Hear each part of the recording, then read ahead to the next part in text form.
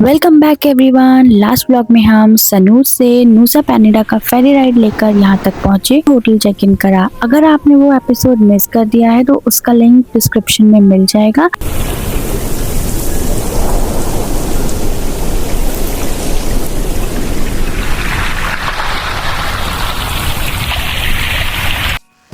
तो finally hotel में check in करने के बाद और रेस्ट करने के बाद हमने जल्दी से चेंज करा। एक स्ट्रॉन्ग सी कॉफी पीने के बाद हमने ये स्कूटी अपने होटल से ही बुक करी। इसका प्राइस हमें पड़ा था 80,000 IDR। आज हम एक्सप्लोर करने वाले हैं नूसा पेनिडा का ईस्ट साइड, जहाँ के व्यूज इतने फेमस हैं कि आपने इंस्टाग्राम या पिंटरेस्ट पर वो जरूर ही देखे होंगे। डायमंड बीच, अतू बीच और ट्री हाउस।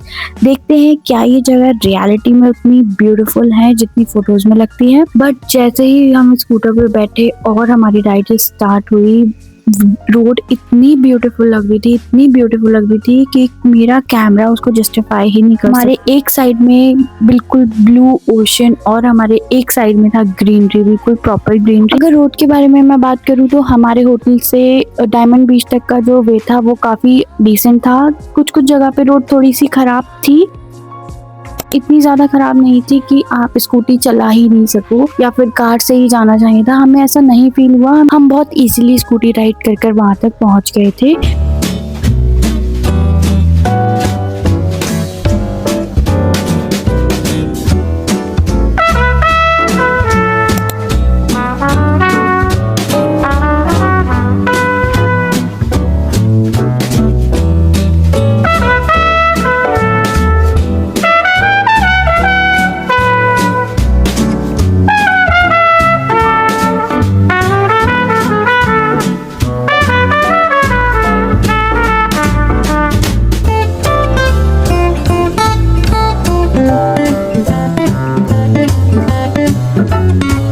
ये साइड सीन हमें बार बार बोल रहे थे स्टॉप स्टॉप, बट कितने स्टॉप लेते, हम ऑलरेडी काफी लेट हो गए थे क्योंकि हमने चेक इन करा था अराउंड 10:30 और जब हम अपने होटल से फ्रेशन अप होकर निकले थे तो अराउंड 11:30 12 हो ही रहा था। और जो हमने वीडियोस देखी हैं और हमें पता है कि वहाँ का जो क्राउड है वो बहुत ज्यादा हो जाता है क्योंकि बहुत सारे लोग डे टूर के लिए ही वहाँ पर आते हैं। बट बेस्ट पार्ट ये था, जो हमारे होटल का जो लोकेशन था वो बिल्कुल सेंटर में था। तो सेंटर होटल होने की वजह से हम ईस्ट नूसा पेनिडा के जितने भी फेमस बीचेस थे और वेस्ट नूसा पेनिडा के जितने भी फेमस बीचेस थे वो 30 से 40 मिनट्स के डिस्टेंस में कवर अप कर सकते थे। तो डायमंड बीच हमारे होटल से बहुत ज्यादा पास में था, इसलिए हम सबसे पहले डायमंड बीच ही गए। हमने क्लिंकिंग बीच कल जाने का प्लान किया। फाइनली हमारी डेस्टिनेशन आ गई है डायमंड बीच, जिसका टिकट कॉस्ट हमें पड़ा था 10,000 IDR और हमें अपने होटल से यहाँ तक पहुँचने में लगे थे अराउंड 35 मिनट। टिकट के साथ उन्होंने हमें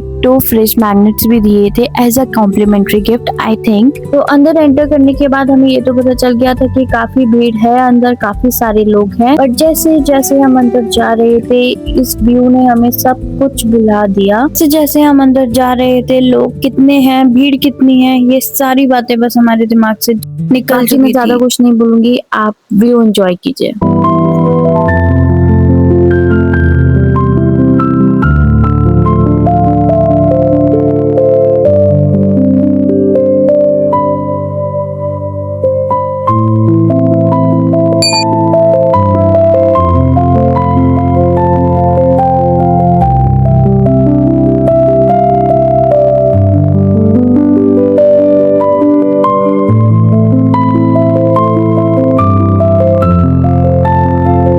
कभी कभी नेचर आपको बिल्कुल स्पीचलेस कर देता है और डायमंड बीच मेरे लिए बिल्कुल वैसी ही जगह थी। बस खड़े होकर उस व्यू को फील करना ही इनफ था। ऊपर से व्यूज एंजॉय करने के बाद हमने सोचा चलो ट्रैकिंग स्टार्ट करते हैं, नीचे जाएंगे। पानी इतना साफ था, पानी के 3 शेड ऊपर से दिख रहे थे। हम बहुत एक्साइटेड थे, हमने ऊपर से बहुत सारी पिक्चर्स क्लिक करी।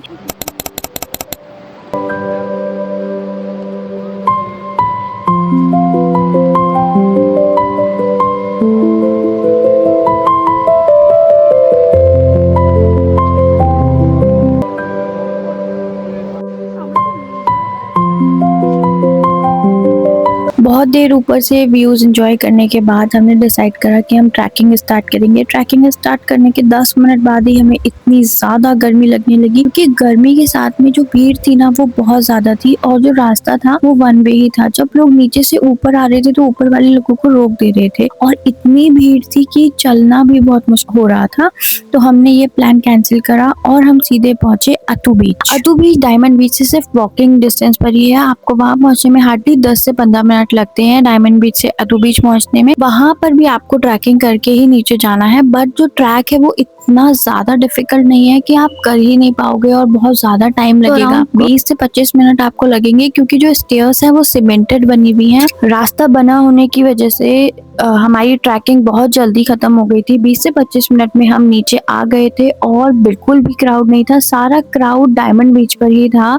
अतू बीच में बहुत कम लोग थे, और बहुत कम क्राउड होने की वजह से बीच बहुत साफ था, बहुत कम लोग थे। हम भी यहाँ बैठे, हमने बहुत देर तक चिल करा। हमने यहाँ का कोकोनट वाटर ट्राई करा, जिसकी कॉस्ट हमें पड़ी थी 40,000 IDR।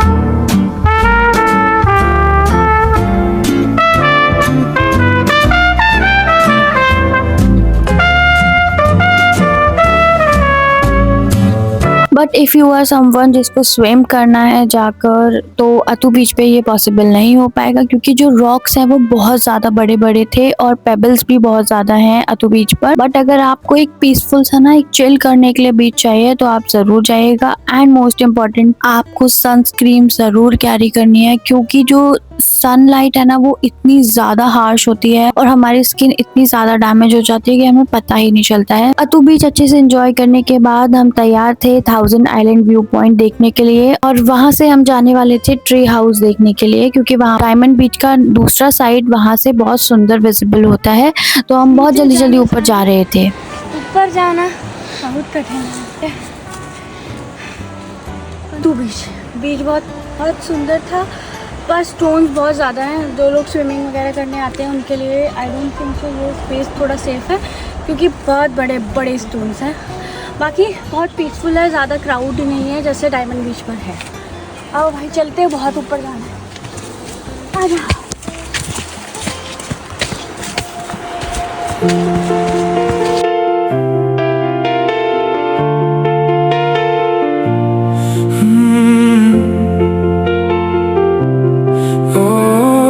अतू बीच से हम निकले डायरेक्ट 1000 आइलैंड व्यू पॉइंट देखने के लिए। हमने 1000 आइलैंड व्यू पॉइंट देखा, यहाँ से सारे आइलैंड्स आपको दिख रहे होंगे, और फिर हम डायरेक्ट पहुंचे ट्री हाउस। ट्री हाउस का जो हमारा एक्सपीरियंस था वो काफ़ी ख़राब था, और एक पिक्चर क्लिक करवाने के लिए आपको वहाँ पर 2 आवर्स वेट करना था। But if you are someone जिसको इंस्टाग्राम वाले वो पिक्चर्स क्लिक करवाने हैं और आपको वो व्यू एंजॉय करने जाना है तो आप जा सकते हैं। इसका चार्जेस रहता है 75,000 IDR। तो हमने तो वो पिक्चर्स नहीं क्लिक करवाए और हम निकल गए अपनी होटल की साइड, क्योंकि हमारे होटल से जो सनसेट व्यू आने वाला था ना, हम उसके लिए बहुत ज़्यादा एक्साइटेड थे। तो हम निकल गए थे अपने होटल की साइड, और हमें लग रही थी काफ़ी भूख, तो हमने डिसाइड करा कि हम होटल पहुंचकर कुछ खाएंगे।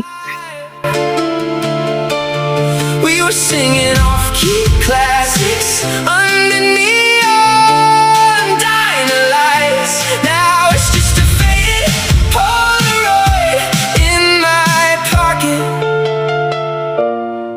and you're living in my mind tonight.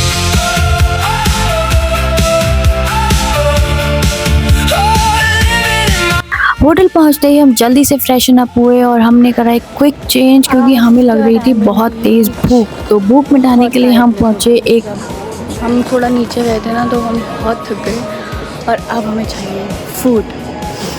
और हम अपने होटल के पास में एक प्लेस है वहाँ आए हैं, द चिल करके एक प्लेस है। बहुत ही अच्छी वाइब्स हैं। As you can see sunset हो रहा है मेरे पीछे, बहुत ही सुंदर प्रॉपर्टी बनी है, बहुत ही सुंदर। You can see the sea here and the sunset here.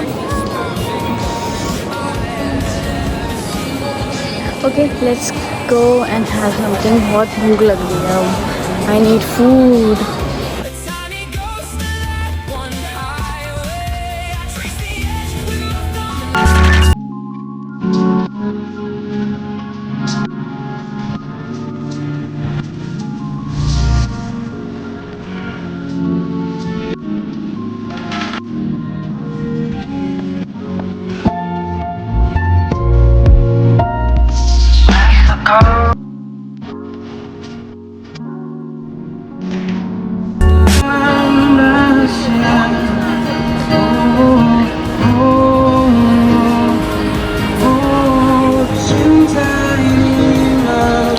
अच्छा खाना खाने के बाद ऑलमोस्ट रात हो गई थी और ये व्लॉग भी ऑलरेडी काफ़ी लंबा हो गया है, तो मैं इस व्लॉग को और लंबा नहीं करना चाहती हूँ, तो मैं इस व्लॉग को यहीं एंड कर रही हूँ। आई होप आपको ये व्लॉग अच्छा लगा होगा, और अगर अच्छा लगा है तो please hit that like button and subscribe to my channel. See you in the next vlog. Till then, bye bye.